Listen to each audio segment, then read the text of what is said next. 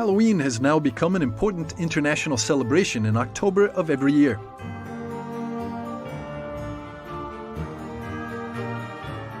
Bats and pumpkins decorate the windows and shelves of many stores. And children dress up in the costumes of their favorite heroes. Now, have all of us at some point wondered whether Halloween is an appropriate feast to remember for Catholics? Celebrations that involve costumes and partying often drift into pagan-like rites. Should parents let their kids go trick-or-treating? Are they worshipping the devil or pagan gods when they wear Gothic costumes? To find out more about the origins of Halloween, we met with professor and priest Father John Walk at the Holy Cross University in Rome. What we've learned from Father Walk has been an amazing discovery. The holiday of Halloween is actually one of the most Catholic holidays in the entire calendar, because it comes from the word for holy. Hallow means holy in archaic English. We still use the same word, of course, in the Our Father. When we say, hallowed be thy name, we're using the same word that we use in Halloween. It's a word for holiness. And it refers to the fact that the day after Halloween is the feast of all the saints, all of the holy ones. It's a very surprising discovery, but it's true. Halloween is a Catholic feast, and Father John Walk has more evidence to prove it.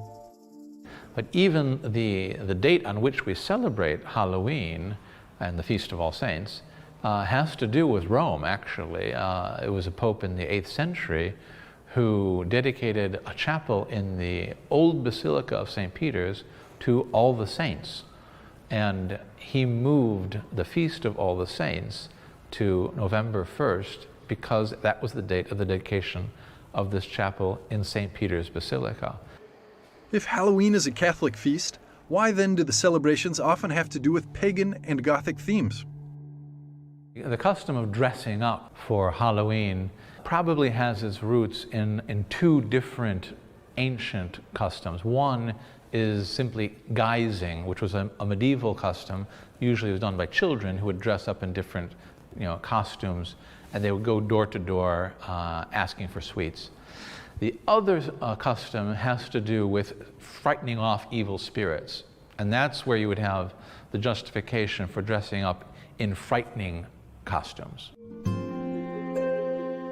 So there are two traditions, a medieval one and a Celtic one, intertwined with celebration of All Saints' Eve. It was probably immigrants of Anglo-Saxon origins who brought these traditions over to the United States, from where the custom of dressing up spread throughout the world.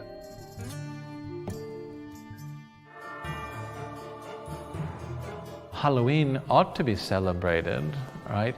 In all its innocence. There's nothing wrong with kids dressing up in different costumes and going around trick-or-treating. It's actually a delightful thing.